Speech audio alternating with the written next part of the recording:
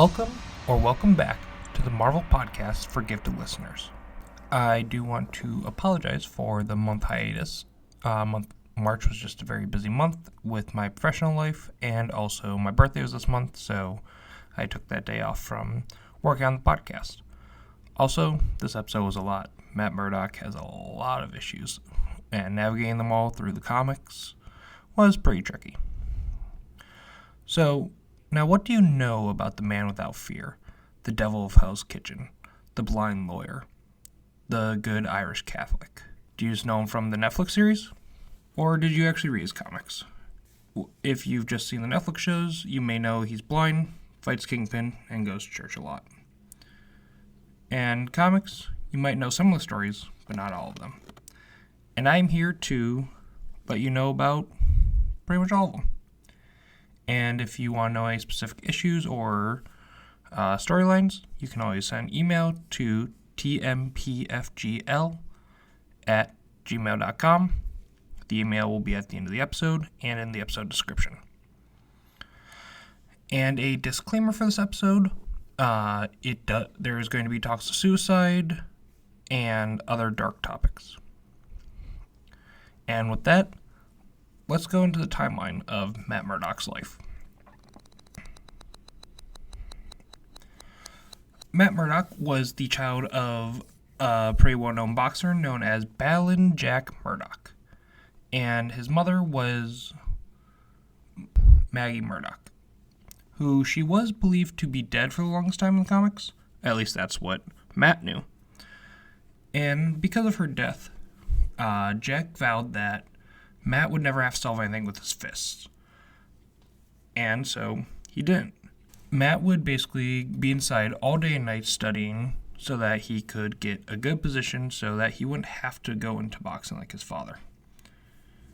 And because of this, the school kids actually would make fun of him and call him Daredevil because, look, the kid inside, he's so crazy, so much of a daredevil.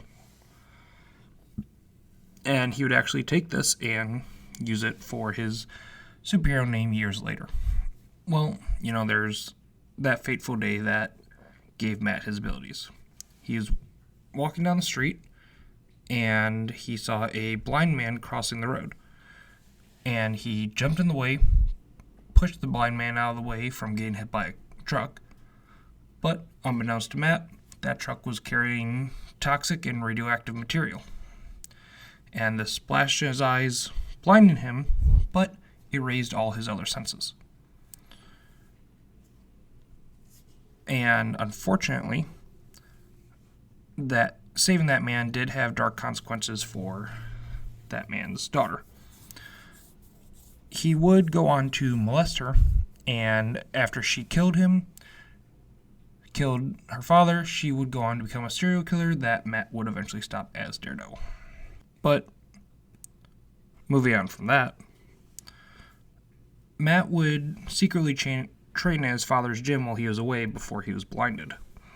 After he was blinded, he would use this gym to hone his skills and abilities. And then, shortly after, a man named Stick would find him. Stick would be a member of Chaste, which is a organization against the Hand, which is one of Matt's main antagonists throughout the series. While Matt was in law school, he scored tickets to one of his father's last fights. Well, actually, it would be his last fight.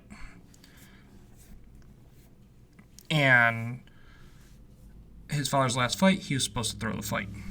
But Jack decided to go for the knockout because he wanted his son to see him win. And this was actually against the bookie, the fixer, who had been setting up Jack's fights.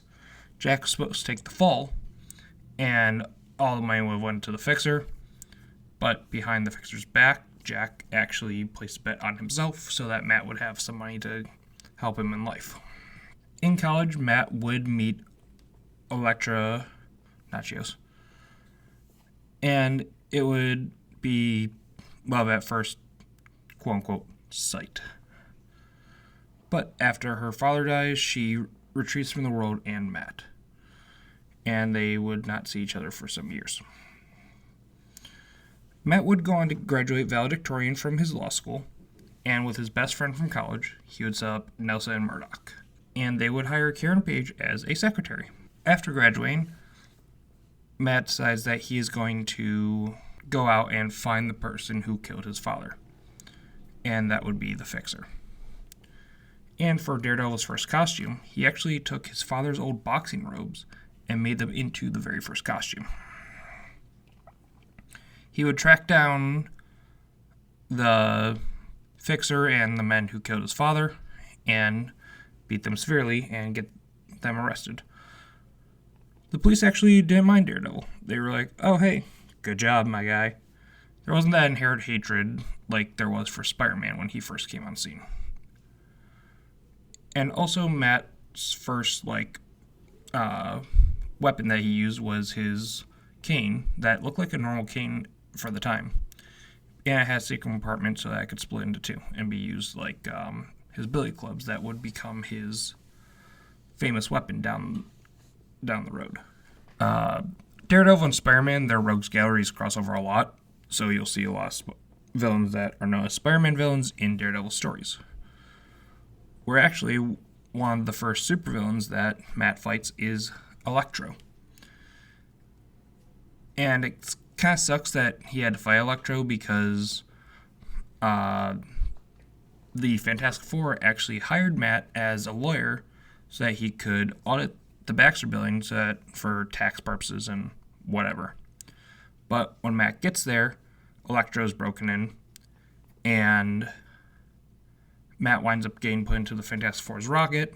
It launches, and some of the crazy early comic stuff of, hey, a blind man can fly a rocket because he can hear and sense the electricity buzzing throughout the control panel.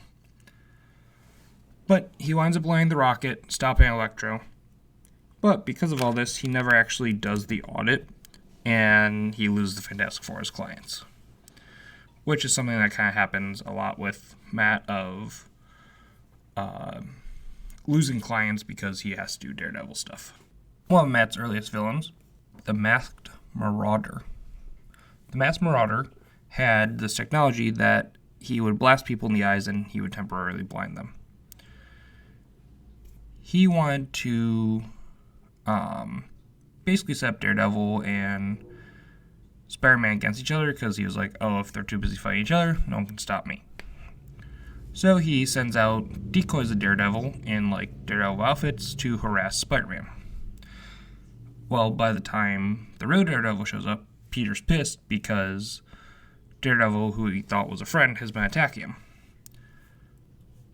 So they,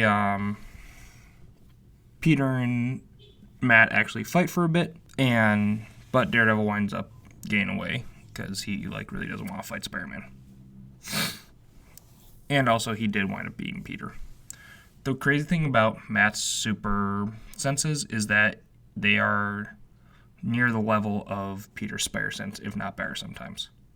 Well, after this, Peter uses his Spider Sense to find out that that Daredevil is at Nelson and Murdoch. And he sees Karen Page, Foggy Nelson, and Matt Murdock. He assumes Foggy is Daredevil because how could a blind man be Daredevil? And clearly Daredevil's a man. So, process elimination. Well, so now, Matt Marauder broke into Nelson and Murdoch. Spidey and Daredevil beat him. Karen now believes that Foggy is Daredevil, and Foggy doesn't deny it.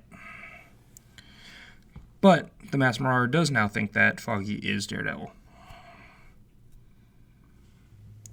And this starts kind of the weird kind of stuff with Matt's identity crisis that follows him all throughout the rest of, not the rest, but most of his comic run. So, after this whole incident, And when the Marauders' optic blast didn't work on Daredevil in the final fight with Spidey, Daredevil, and the Masked Marauder, Peter kind of figures out that, oh, Matt is Daredevil. So he sends a letter to Nelson and Murdoch just being like, hey, I know who you are. But instead of Matt just fessing up that, hey, yes, I am Daredevil to his two best friends, because they had intercepted the letter, he made up this convoluted scheme that, oh, no, I'm not Daredevil. That's my twin brother, Mike Murdoch. And so now Matt has to be Matt Murdoch, Mike Murdoch, and Daredevil. Which is crazy because Mike can see. And, yeah. And actually, funny enough, in episode 2 of the original Netflix show, when Claire asked Matt what his name was, he told her it was Mike. So just a little nod to the comics there. So later on, there was a group known as the Unholy Three. And he had a whip that he would crack that could basically send people 5 seconds off of time. So, like, they would disappear, and they'd be this weird, like, time displacement. But because of Matt's senses, he was able to figure out when the whip was cracked and kind of get into the way of it and get back to present day. It was a weird time travel mechanic thing of the 70s that, again, comics in the 70s were very weird, very hard to explain the physics of that stuff. Well, once Matt gets back to present day, he tracks down the Unholy Three, and in their hideout, Matt blows up a machine, and he escapes, but he leaves part of the Daredevil costume behind to basically make it seem like Mike and Daredevil have both died, just to kind of get out of this hole he kind of put himself in.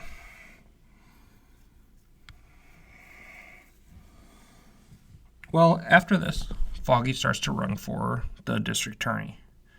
But the current mayor of New York City does not want Foggy to be the district attorney because he believes that he will not be able to manhandle Foggy like he could any other sort of DA that might be in. So the mayor hires the Jester to kidnap Foggy until Foggy agrees to drop out of the race. And this causes problems now because it's like, oh no, Mike and Daredevil are now dead. Who's going to save Foggy? And Matt, with all his genius, says, oh, no. My brother Mike, he actually trained a new Daredevil before he died.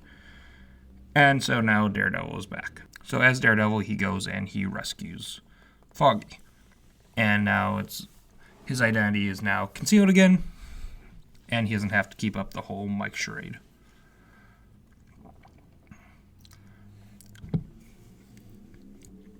After this, Matt and Karen, they've had feelings for each other pretty much since the first issue. It was actually kind of crazy. Most of Karen's thought bubbles for the first bit of his comic run was, oh, if only Matt would notice that I truly have feelings for him, I'd marry him in an instant, even though he's blind.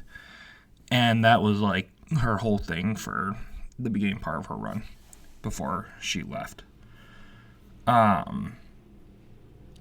Matt was going to propose to her, but then realized that he can't because of Daredevil, so he winds up driving her away.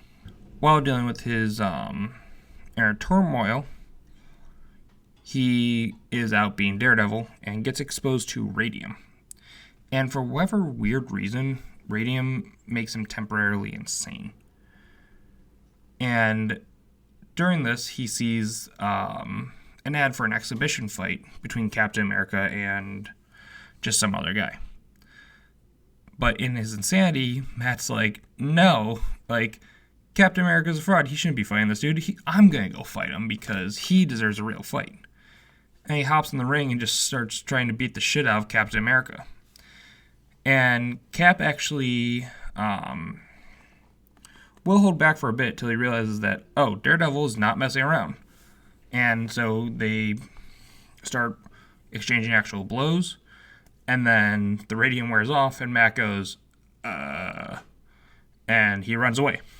And when he runs away, he just runs away because he's like, it'll be too weird to try to explain this Captain America. And that was kind of the end of that story. So after this, Foggy does actually wind up going on to be the district attorney. And Matt now needs to figure out what his future in law is going to be like, because there is no more Nelson and Murdoch. Because Foggy's gone, Karen's gone. After this,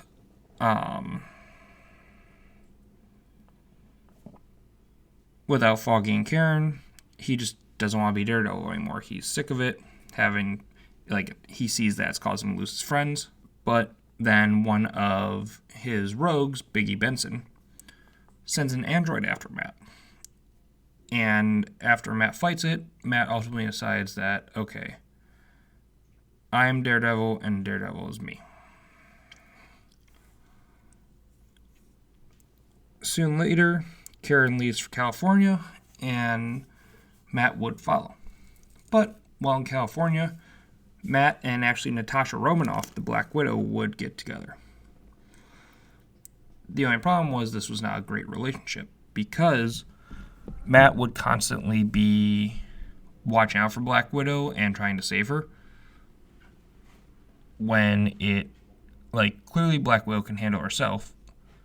So it became awkward. Just the relationship wasn't good because Matt was always worried about Black Widow, and Black Widow was like, I'm not helpless. Could you stop?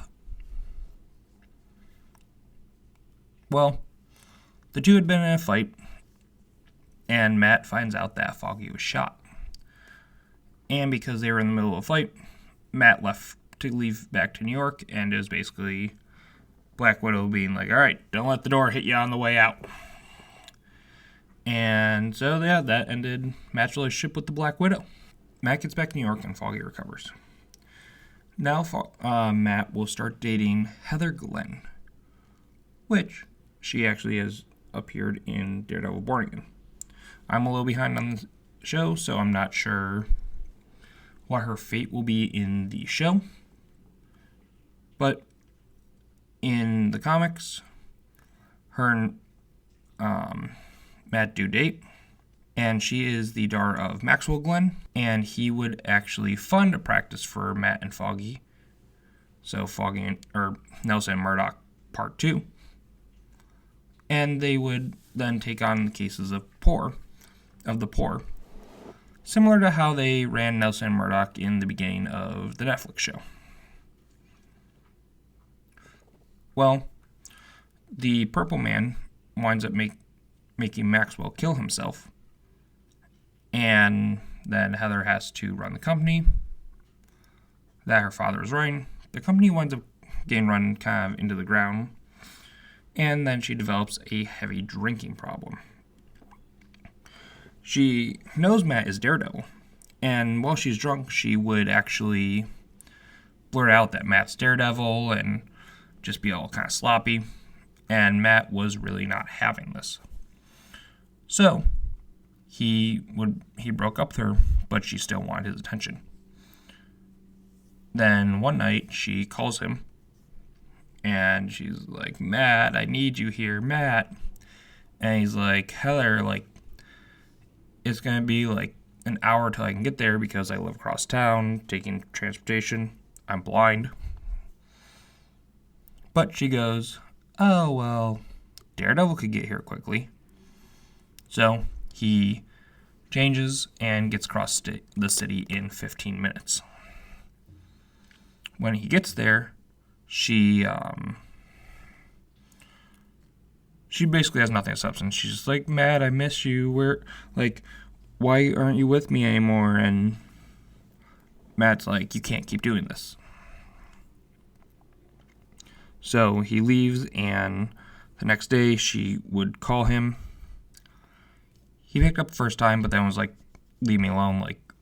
You have a problem. Stop calling me. And she would go on to call him 18 more times, and he just ignored her. Well, she gets a hold of Foggy, and Foggy goes over there. And then Foggy calls Matt.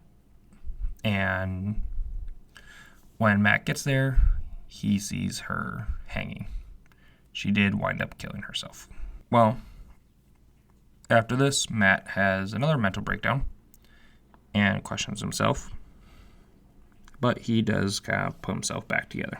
He then would go on to rescue a woman named Gloria O'Brien from the IRA, the Irish Republican Army, which is a group that they were a terrorist group in Ireland, followed her to America because she had information on some people that had been killed.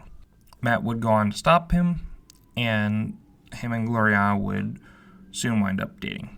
On Christmas, Micah Sin, a savage man who's the direct descendant of an 18th century English settler, breaks into Matt Murdock's house after he had shown up at Debbie Nelson's house and gave her a present and then tried to force himself on her.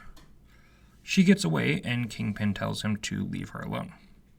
But he doesn't do this, tracks her to Foggy's house where Foggy, Gloria, Debbie, and Matt are all having a Christmas party. While they start beating up everyone, including Matt, Matt kind of plays dumb and gets himself to be pushed into the Christmas tree. And when he does this, he's able to kill the lights. With the lights out, he's able to quickly switch into his Daredevil uniform and fight Sin. Fights him into the back alley, but during this fight, Sin actually gets the upper hand on Daredevil. But then, Kingpin shows up and beats down Sin. And the reason for this is because he told him not to go after Debbie, to leave that woman alone. Daredevil thanks Kingpin, and Kingpin just tells him, "Merry Christmas, Daredevil." During all this time, when Matt is in New York being Daredevil, Karen Page has been in Los Angeles. She went out there to become an actress, but life doesn't always work out that way. So Karen actually winds up becoming a porn star. And while in the industry, she tries heroin once, and then she becomes a heroin addict. She winds up selling Matt's secret identity to someone to get her next fix. The person that she sold that to then sells it to Kingpin, and Kingpin just destroys Matt's life. He gets him disbarred, he blows up his house, and then tries to kill Daredevil. And after he tried to kill him, what happened was he beat Matt to near death, put him in a cab, and threw him in the river. And this is what would lead to the Born Again storyline, which, even though the new Disney Plus show takes that name, is not the same story. The story actually gets played out in season 3 of the Netflix show.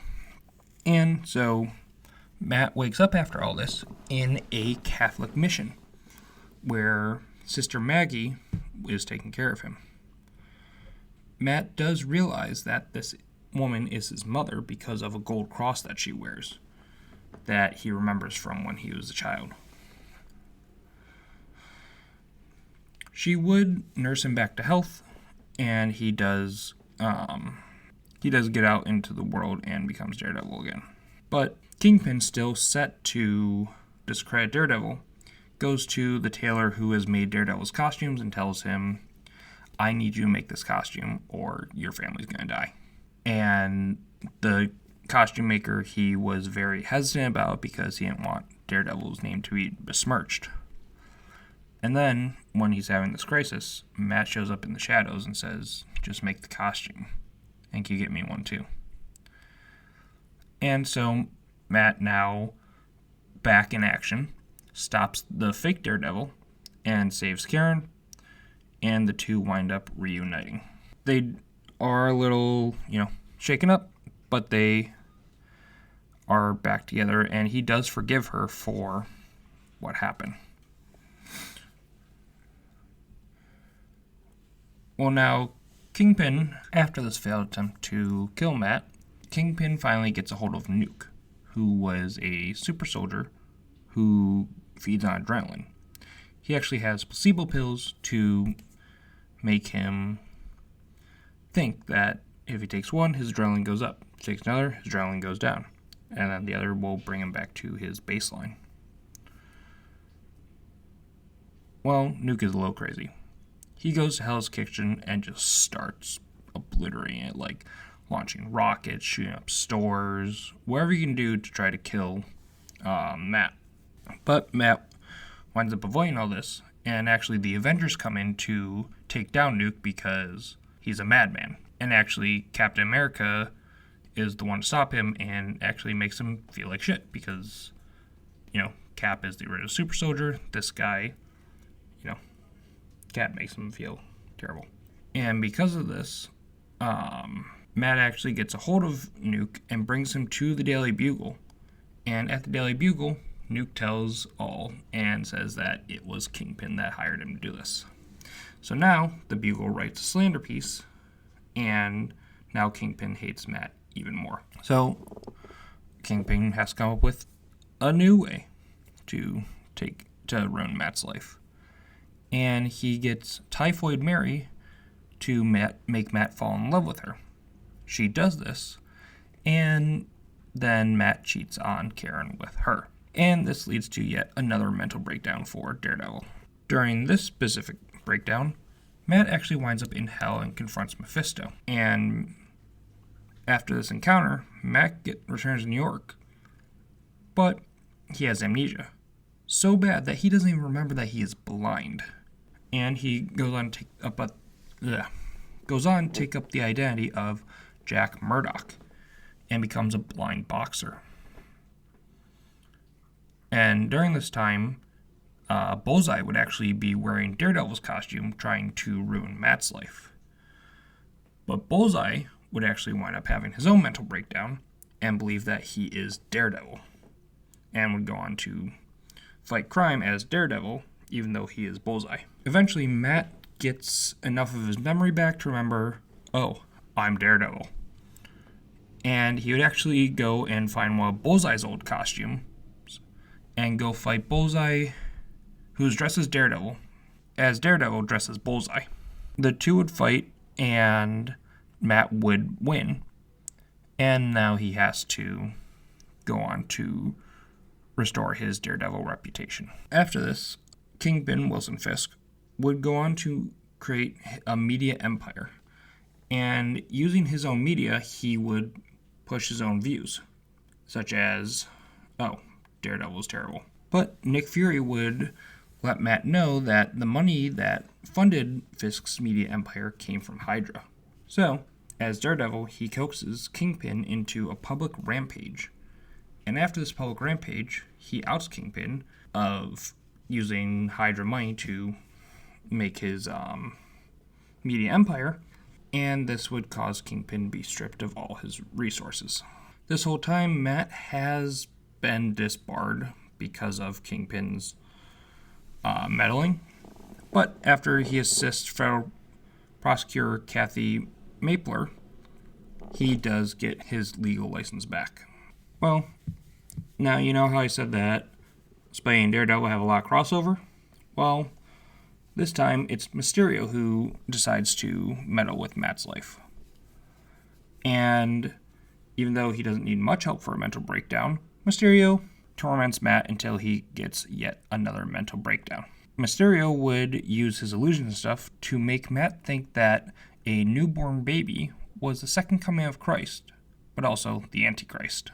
And while he has this child, Matt would be exposed to a toxin that would make him go crazy, and if anybody believed that the child was innocent, he would attack them.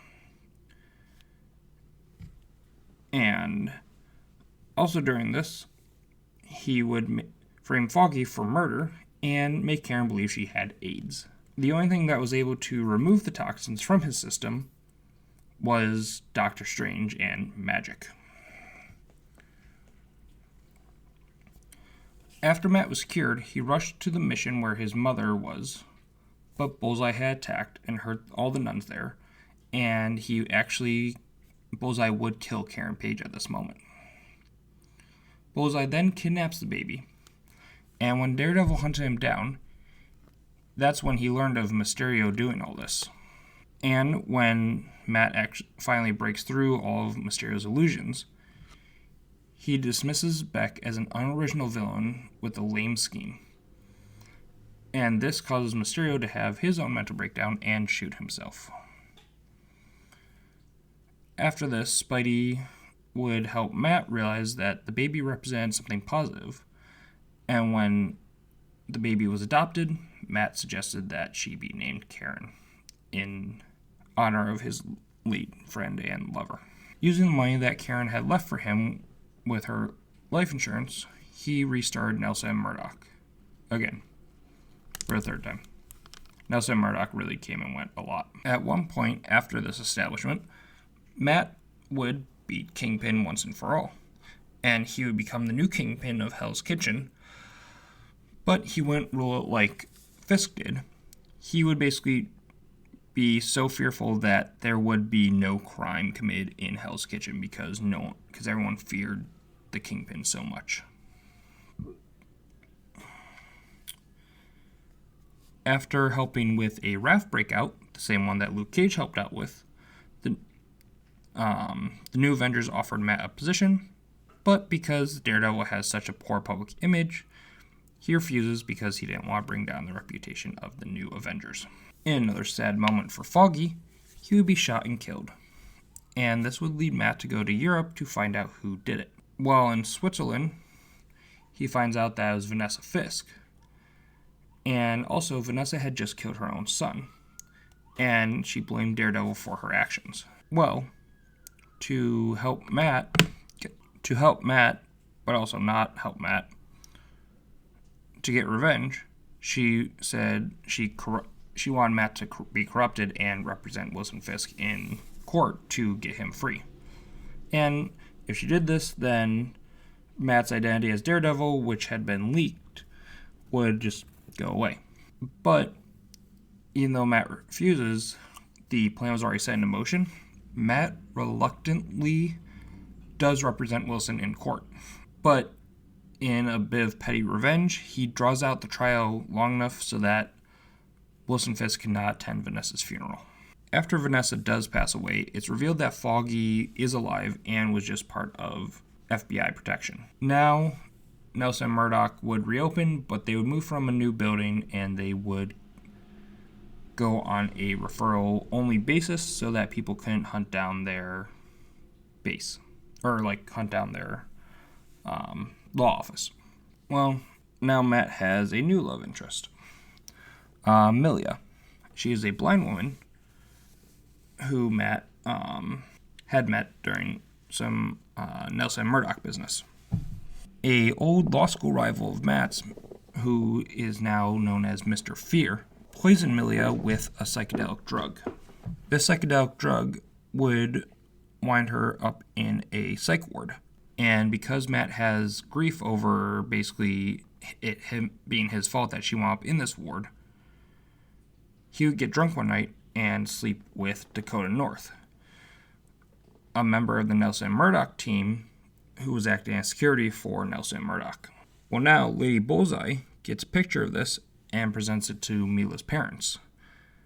They now gain custody of her because it's like, oh, Matt's cheating. And so after this, Matt signs divorce papers to end the relationship. Well, now the Hand is back to mess with Matt's life even more. Master Izo, who before Stick targeted Matt in the war against the Hand, believed that Matt would lead the Hand back to the light or destroy them for good.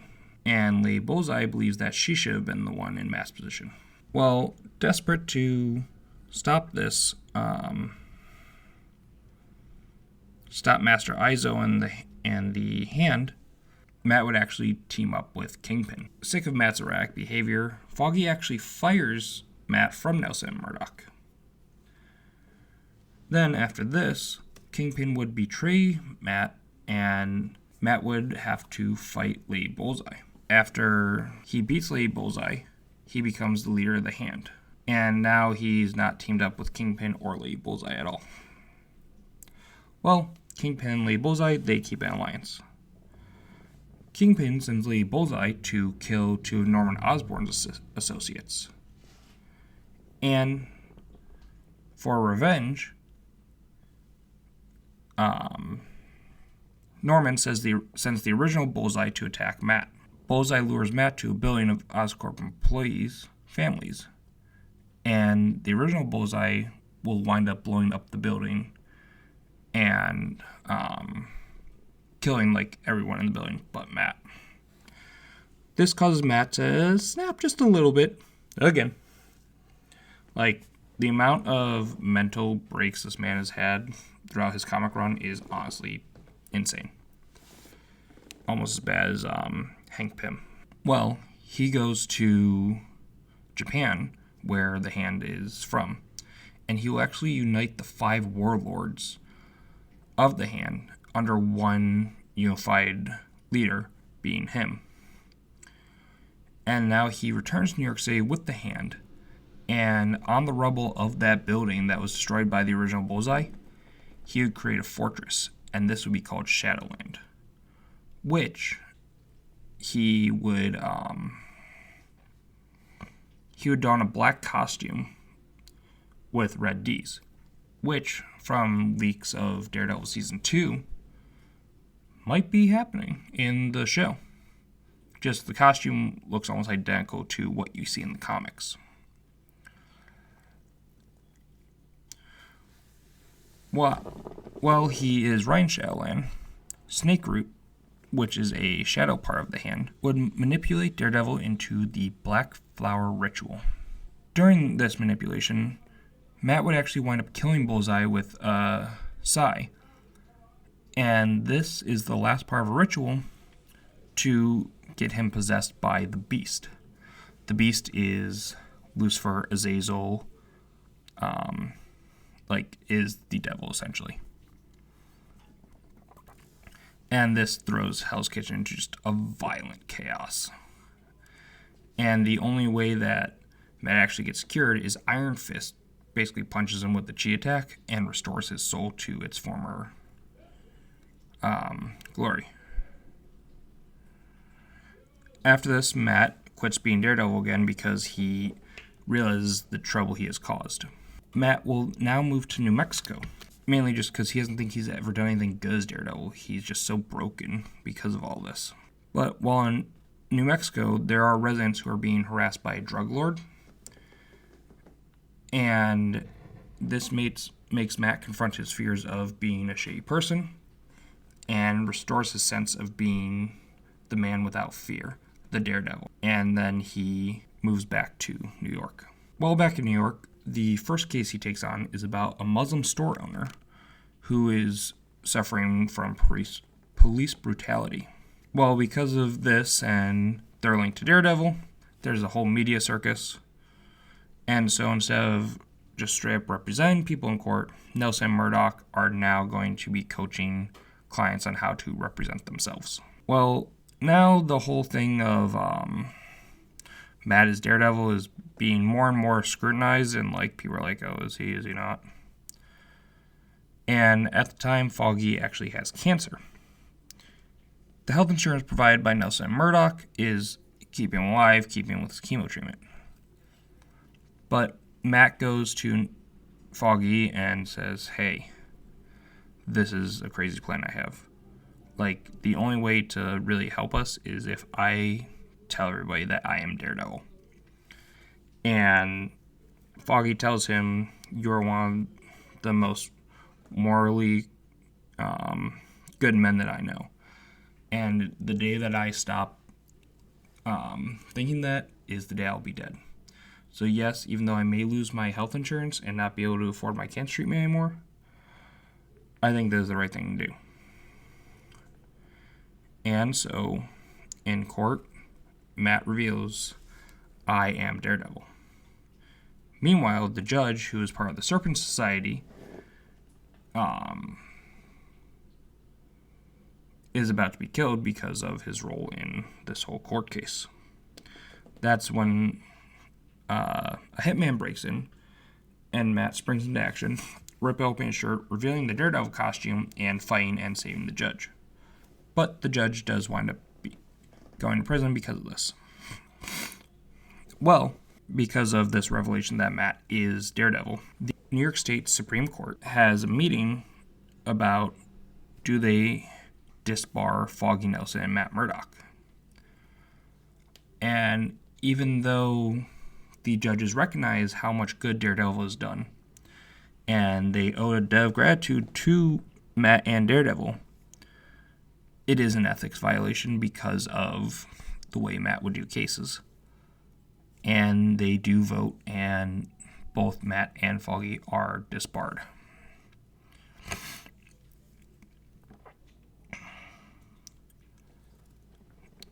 Well, at the time, the assistant DA, Kirsten McDuffie, her and Matt had like this weird on again, off again thing. And Matt reveals his feelings for her. And she tells him, hey, you can't practice law in New York, but the easiest way to get a new legal license to be rebarred is to go to somewhere where you've practiced before. And since he has practiced law in San Francisco before, they moved to San Francisco. While in San Francisco, Matt gives up his dual identity as Daredevil. And a villain named Shroud would use surveillance tech to showcase the worst aspects of Matt's life to ruin his reputation. Because, that's what you gotta do. Just ruin Matt Murdock's life. I think the only other person whose life gets more messed up is Peter Parker's, but that's more the Marvel writers than it is the characters in the story. To fix his reputation, Matt would team up with Fisk, but then Fisk would double-cross him. After this double-crossing, though, Matt would use the same technology that was used to diminish his reputation and basically broadcast Kingpin's crimes to the world. And this winds up sending Kingpin to jail. And then after this, Matt is able to clear his name. While in San Francisco, Typhoid Mary does attack Matt and Kirsten, and Matt wound up stopping practicing law because of, the Daredevil aspect of his life. So the couple decide to return home to New York City. When they return, Matt continues fighting as Daredevil, even though he cannot practice law. Matt does have a deal for an autobiography, but because of this autobiography, he can't really be Daredevil that well because people are thinking that, as Daredevil, he is only fighting to basically pad his book. So he gives up the autobiography, and then Matt and Kirsten would go back to San Francisco. While in San Francisco, the Purple Children, who are the Purple Man's kids, would use their powers to make everyone forget that he is Daredevil. Now that Kirsten no longer knows that he is Daredevil, he actually returns home at one point as Daredevil, and she goes, Matt's not here. Realizing that he cannot put her life in danger now that his identity is secret again, he ends things with her. And she's actually super pissed about this. She kicks him out, and as he's leaving, she basically shouts, "Don't let the door hit you on the way out." And so now Matt returns back to the good old Big Apple. After this breakup, Matt would work in New York to legitimize superheroes in the eyes of the law. So basically, if they're fighting, superheroes can be used to be admissible in court and stuff like that. And he was on the right track until Wilson Fisk became mayor. And while he was mayor, he initiated his anti-vigilante rhetoric, which I believe we might see play out in the Disney Plus series. Again, I think I've only seen the first 3 episodes at this point, so I'm not sure. But Matt would become deputy mayor to try to fight Fisk from the inside out because he has not been making headway fighting him as Daredevil from the outside. Well, the Hand was out New York City and leave Fisk injured. Matt was able to handle the Hand's assault with assistance from Blindspot, another blind vigilante. But Blindspot would wind up falling victim to and becoming a puppet of the Beast. But after he's able to defeat the Hand, Matt leaves his position as deputy mayor believing that he can beat Fisk from the outside rather than the inside. Matt would have a near-death experience as fighting as Daredevil, because after years of fighting as Daredevil, he gets injured and he actually winds up being crippled and psychologically damaged again. So he gives up being Daredevil for a bit. After giving up on his recovery and overcoming his fears, Matt returns to being Daredevil. But because of his injuries, he's fighting harder, and he would go on to accidentally kill someone, or so he thought. It did seem like the person didn't actually die, but according to all records, he did die. This eventually caught up to Matt, and he would go to jail as Daredevil, and he was able to keep his mask on in prison, because it was Daredevil who did the crime, not Matt. There was a guard who his son was put away by Daredevil. So that guard put a bounty on Daredevil. And basically, if an inmate was able to successfully take out Daredevil, they would get preferential treatment. And in jail, they would poison him, beat him, put him in solitary confinement, whatever they could do. Well, Matt is finding out that some prisoners have died recently from a mysterious cause, and he becomes an FBI informant to find out why. He eventually discovers that a deadly agent had been being produced in a lab below the prison, and so he uses this to, now that he has this information, he breaks free, went to the FBI, turned in his findings. But instead of staying a free man, he did return to jail to finish his sentence because he believed it was the right thing to do.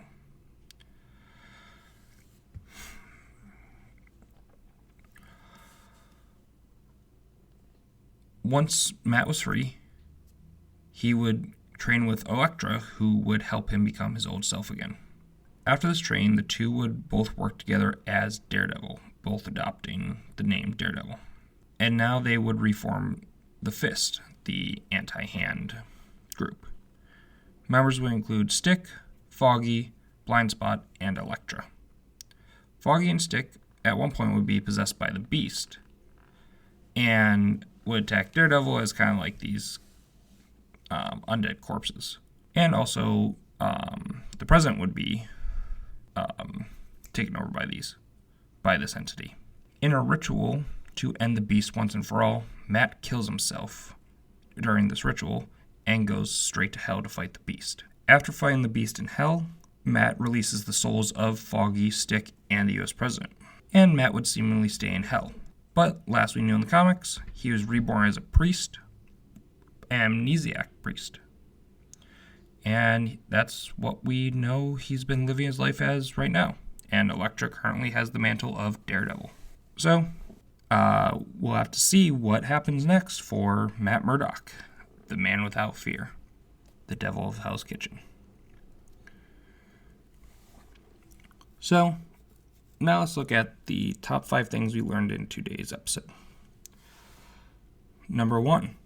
Matt Murdock was blinded at age 15 when he pushed a man out of the way of a truck carrying radioactive material and was blinded. Number 2. He would be trained by Stick, another blind man who had been working for the Hand, and he would mentor him and train him to eventually take over and become leader of the Fist, a force for good. But that didn't work out exactly how it was planned. Number 3. Matt would adopt the Daredevil moniker after his father was killed, and he wanted to find out who had done it, using his father's old boxing robes as his very first costume. Number 4. Matt had worked for and ran many law practices, but would eventually be disbarred after he had revealed his secret identity as Daredevil. And number 5. Matt, who is a very Catholic man, this part of him would play into his story many times. And one of his last known fights was him in hell fighting the Beast, who has been called Lucifer. So very fitting for a Catholic man to be part of that fight.